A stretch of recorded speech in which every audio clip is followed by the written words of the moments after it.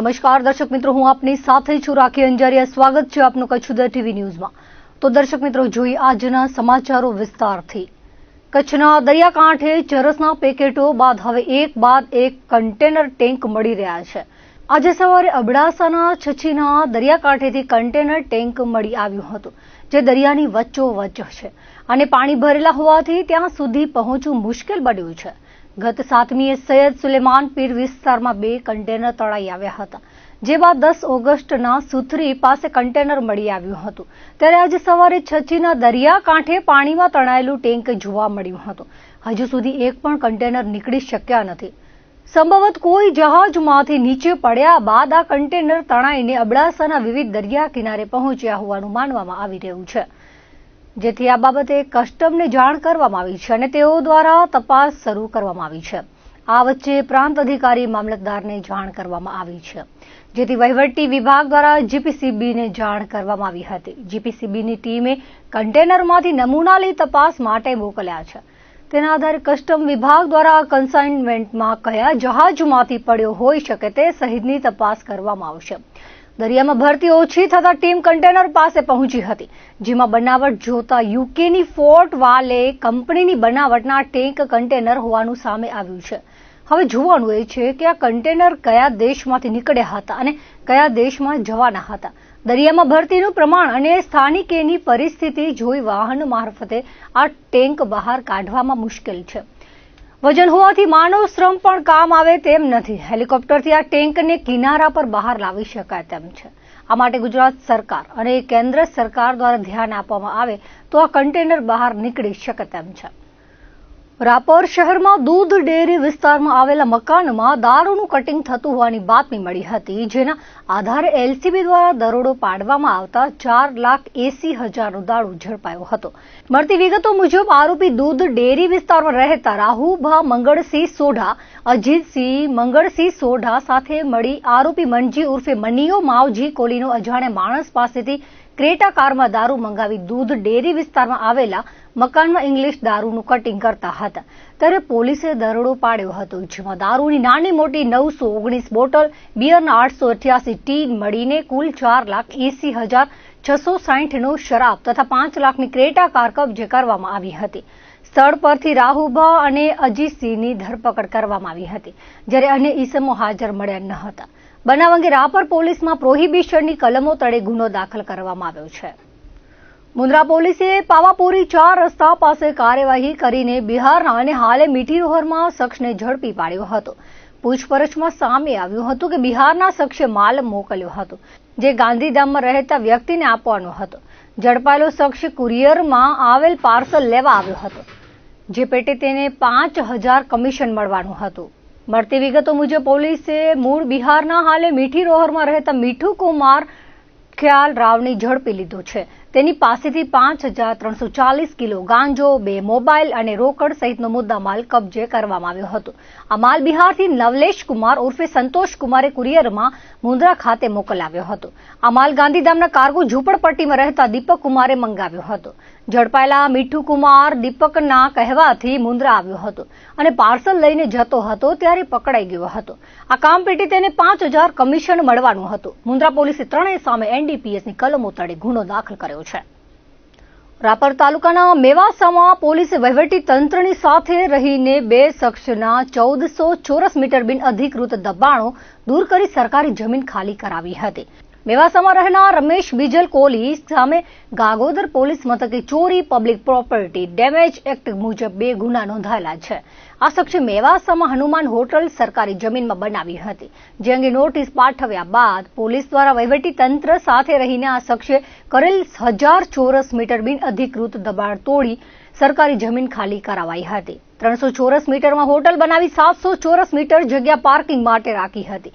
આ તરફ ગામમાં રહેનારા ભરત કોડી સામે ગાગોદર સહિત પોલીસ મથકે દારૂ અંગેના જુદા જુદા 7 કેસ નોંધાયેલા છે.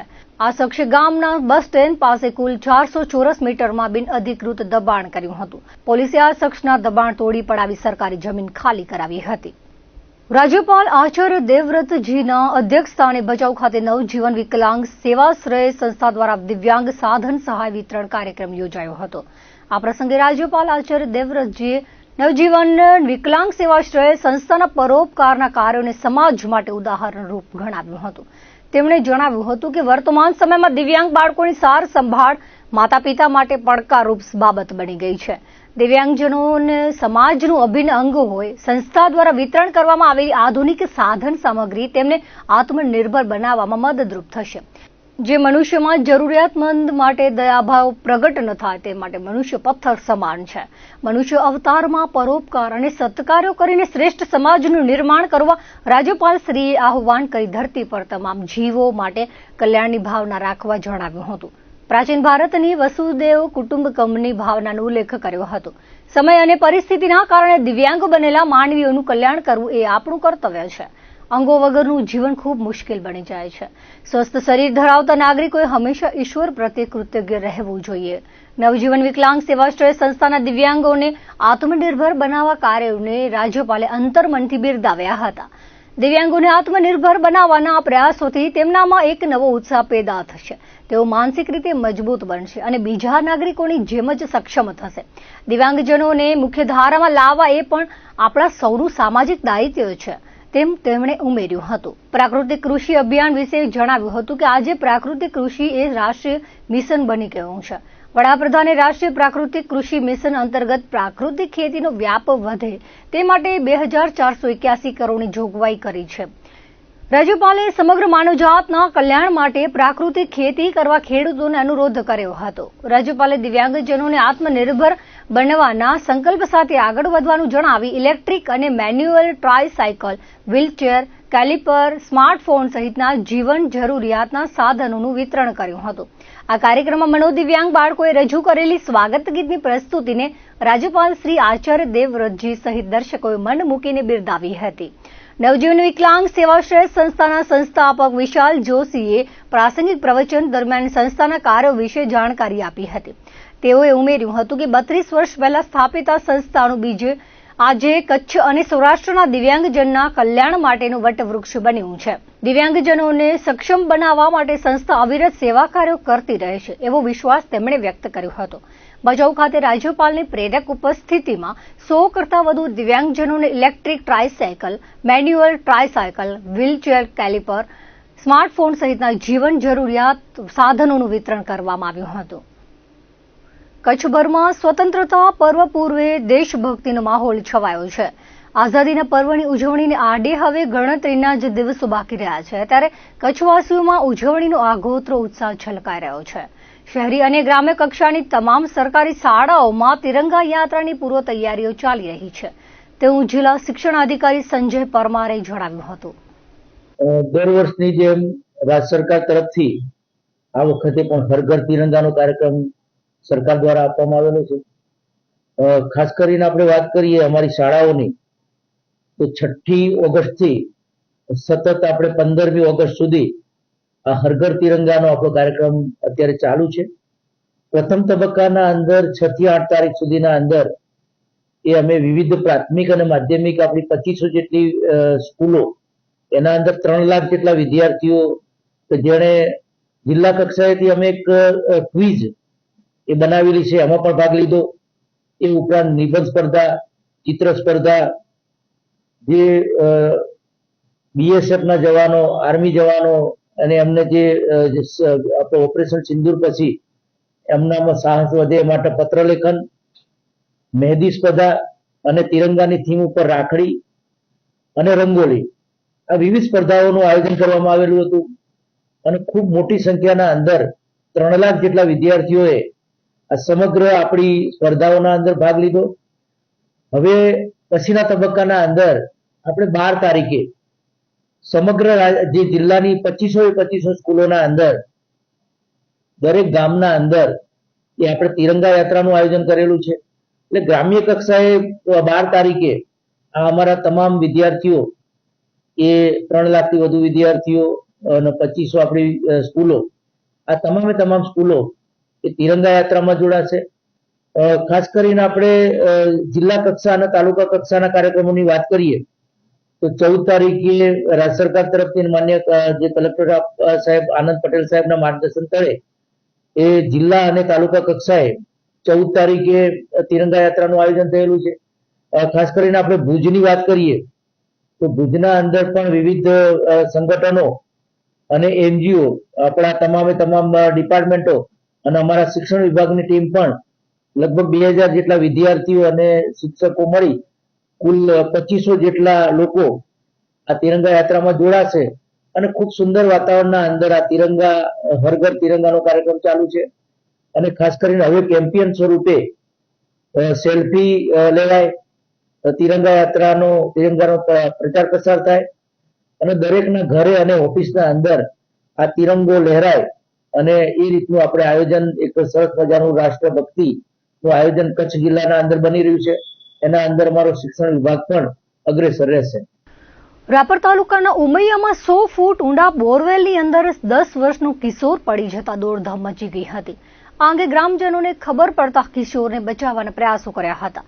બોરવેલમાં રસ્સો નાખી બચાવ કામગીરી હાથ ધરી હતી. તાત્કાલિક બચાવથી બાળકનો ચમત્કારિક બચાવ થયો હતો. અસ્થિભંગ સહિતની ઈજાઓ પહોંચતા તેને હોસ્પિટલમાં સારવાર અર્થે ખસેડાયો હતો. બાળકના બચાવથી લોકોએ નિરાંતનો શ્વાસ લીધો હતો. મળતી માહિતી મુજબ રાપરના ઉમૈયામાં રાકેશ મહેશ કોહલી તેના મિત્રો સાથે રમી રહ્યો હતો. સાંજના સમયે રમતી વખતે વાડી વિસ્તારમાં બોરવેલને પથ્થરથી ઢાંકેલ હતો, જે તેને જોવા જતા અંદર પડી ગયો હતો, જેથી તેના મિત્રોએ તાત્કાલિક ગ્રામજનોને જાણ કરતા ગ્રામજનો એકઠા થયા હતા અને બચાવ કાર્ય શરૂ કર્યું હતું.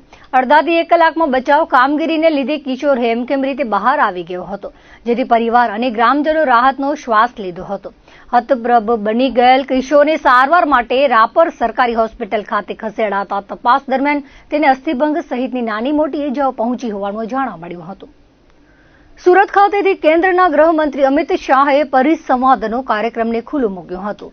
તેની સાથે પશ્ચિમ કચ્છના મુખ્ય મથક નખત્રાણા સ્માર્ટ પોલીસ સ્ટેશન ખાતે તાલુકાના તમામ સરપંચો, વિવિધ સમાજના અગ્રણીઓ, બૌદ્ધિક લોકો સાથે પશ્ચિમ કચ્છ એસપી પરિસંવાદ યોજાયો હતો. એસપી વિકાસ સુંડાએ કહ્યું હતું કે ડિજિટલ યુગમાં ગુનાઓની પેટર્ન બદલાઈ છે, ત્યારે ગામના નાગરિકોની જાગૃતિ ગુનાઓને ડામવા સૌથી મોટું પરિબળ ગણાય છે. સરહદીયા વિસ્તારમાં લોકો જાગૃત છે. ઓપરેશન સિંધુની વાત કરતા કહ્યું હતું કે જાગૃત નાગરિકો થકી દુશ્મન દેશના જે પ્રહારો હતા, ડ્રોન ઉડાડવા સહિત તેનાથી અવગત સરપંચો અને નાગરિકો જાગૃત રહ્યા હતા. તેમણે દરેક સરપંચોના વોટ્સએપ ગ્રુપમાં જોડાઈ સંગઠન ભાવના મજબૂત બને તેની વાત કહી હતી અને સરપંચો તથા પોલીસ સાથે રહી ગામમાં બનતા ક્રાઇમના ગુનાનું પ્રમાણ ઓછું લાવવા પ્રયાસ કરે સહિતની વાત મૂકી હતી. પીઆઈ અશોકભાઈ મકવાણાએ સ્વાગત પ્રવચન કરતા કાર્યક્રમનો હેતુ સમજાવ્યો હતો. આ અગાઉ અલગ અલગ ગામોમાં પોલીસ સરપંચો ગામ લોકો સાથે બેઠક યોજતા હવે તાલુકા મથકે બધા જ સરપંચો એકત્ર થયા હતા. કાયદો વ્યવસ્થા સુલેહ શાંતિની વાતો એક મંચ પર થાય છે. અલગ અલગ પોલીસની કામગીરી, વિચાર વિમર્શ 2024થી મુખ્ય 3 નવા કાયદા અમલમાં છે તેની માહિતી આપી હતી. ગ્રામ્ય કક્ષાએ સીસીટીવી કેમેરા, મેટન કાર્યક્રમ, મિલકત સંબંધી ગુનાઓ, મેટનની નિમણૂક તથા 13 તુજકો અર્પણ પોલીસ દ્વારા કઈ કામગીરી કરવામાં આવે છે. ટ્રાફિક સાયબર કાફે, 3 વાત તમારી 3 વાત અમારી, ડ્રગ્સ નશાખોરી સહિતના વિષયો આવરી લીધા હતા. કોમલબેન ચાવડાએ સાયબર ક્રાઇમ અંગે પૂરક માહિતી આપી હતી. કાર્યક્રમને સફળ બનાવવા તમામ પોલીસ સ્ટાફે જહેમત ઉઠાવી હતી. નાની બાલિકાઓએ એસપી વિકાસ સુંડાનું કુમકુમ તિલક કરી સન્માન કર્યું હતું. બાળકો સાથે એસપીએ સંવાદ કર્યો હતો. ભાઈ બહેનના પવિત્ર પર્વની ઉજવણી દેશ વિદેશમાં કરવામાં આવે છે, ત્યારે દર વર્ષે આ પર્વની જેલ ખાતે પણ ઉજવણી કરવામાં આવતી હોય છે. બહેનો જ્યારે ભાઈને રક્ષા સૂત્ર બાંધવા જેલ ખાતે આવતી હોય છે, ત્યારે કેરીના કપડામાં રહેલા ભાઈને જોઈ બહેનોની આંખો ભીંજાઈ જતી હોય છે અને બહેનના રુદનને જોઈ ભાઈના આંખમાં આંસુ આવી જતા હોય છે. આ એવી ઘડી હોય છે કે જ્યારે એક ગુનાની સજા ફક્ત આરોપીને નહીં પણ આખા પરિવારને મળી રહી છે તેવો અહેસાસ 100% કેદીને થતો હોય છે. ત્યારે વધુ એકવાર કચ્છની પાલારા અને ગડપાદર જેલ ખાતે લાગણીસભર દ્રશ્યો સર્જાયા હતા. ભાઈ બહેનના પવિત્ર પર્વની ઉજવણી માટે જેલ તંત્ર દ્વારા વ્યવસ્થા ગોઠવાઈ હતી. આ બાબતે વિગતો આપતા જેલ અધિકારીએ જણાવ્યું હતું કે કચ્છની બંને ખાસ જેલોમાં રક્ષાબંધનના તહેવારની ઉજવણી કરવામાં આવી હતી. ભુજની પાલારા જેલમાં આ વર્ષે ગુજરાત જેલ વિભાગના વડા ડોક્ટર રાવના માર્ગદર્શન હેઠળ વિશેષ કાર્યક્રમ યોજાયો હતો. પર્યાવરણની જાળવણીના સંદેશ સાથે બંદીવાન ભાઈઓએ બહેનોને વીર પસલીની ભેટ સ્વરૂપે છોડ આપ્યો હતો, જેને બહેનો પોતાના ઘર આંગણે રોપણ કરી ઉછેર કરી પર્યાવરણની રક્ષા કરે તેવી લાગણી વ્યક્ત કરવામાં આવી હતી. પાલારા જેલમાં હાલે જુદા જુદા કેસમાં સજા ભોગવી રહેલા 390 જેટલા કેદી ભાઈઓના કાંડે બહેનોએ રક્ષાસૂત્ર બાંધ્યા હતા. કેદીઓની બહેનો અને વિવિધ સંસ્થાઓ દ્વારા કેદીઓને રક્ષાસૂત્ર બાંધવામાં આવ્યા હતા. રક્ષાબંધનના પર્વની ઉજવણી માટે જેલ તંત્ર દ્વારા વિવિધ તૈયારીઓ કરવામાં આવી હતી. જેલ પરિસરમાં રક્ષાબંધન પર્વની ઉજવણી વિના કોઈ વિઘ્ન થઈ શકે તે માટે બંદોબસ્ત ગોઠવવામાં આવ્યો હતો. જેલ ગાર્ડ પણ પોલીસ કર્મચારીઓની સાથે બંદોબસ્તમાં જોડાયા હતા. રક્ષાબંધનની ઉજવણી માટે કંકુ, ચોખા, મીઠાઈ, સુશોભિત થાળીની વ્યવસ્થા પણ જેલ તંત્ર દ્વારા કરવામાં આવી હતી. જે રક્ષાબંધનનો તહેવાર હર વર્ષની જેમ આ વર્ષે બી જેલની અંદર જેલની સુરક્ષાને ધ્યાનમાં રાખી અને કરવામાં આવેલો છે. પણ આ વર્ષે રક્ષાબંધનનો તહેવાર થોડોક વિશેષ કર્યો છે. એમાં જેલના ગુજરાત જેલ વિભાગના વડા ડોક્ટર કેલન રાવ દ્વારા એક થોડુંક આયોજન નવું કરેલું છે કે જેમાં પર્યાવરણની જાળવણી થઈ શકે અને એ માટે દંડીવાન દ્વારા એની બહેનને વીર પરસલી સ્વરૂપે એક છોડ આપે અને એ બહેન એના ત્યાં જાય અને છોડને ઉછેર કરે અને પર્યાવરણની જાળવણી થાય એવું એક આયોજન કરેલું છે. અને તે વડા ડોક્ટર કેલન રાવ દ્વારા આપવામાં આવેલ માર્ગદર્શનને ધ્યાનમાં રાખી ને પાલારા ખાસ જેલમાં પણ બંદીવાન ભાઈઓ પોતાની બહેનને વીર પસલી સ્વરૂપે એક છોડ આપે અને તહેવારની ઉજવણી કરવામાં આવેલી છે. એમાં દર વર્ષે ફિક્સ આંકડો તો હોતો નથી, પરંતુ 400 બંદીવાનો આજની તારીખમાં છે. એમાં 390 ની આસપાસ તો કેદી ભાઈઓ છે અને બીજા 10-15 તો લેડીઝો છે. પણ એ અંદાજો ફિક્સ કરી નહીં શકતો.